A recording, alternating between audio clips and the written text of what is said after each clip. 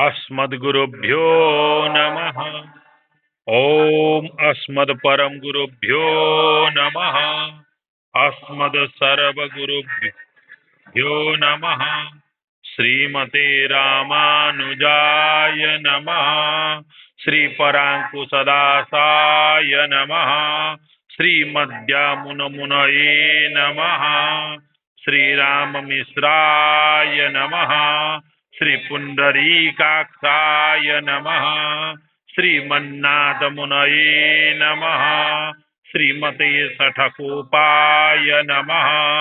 श्रीमते विश्वक्सेनाय नमः। श्रियै नमः।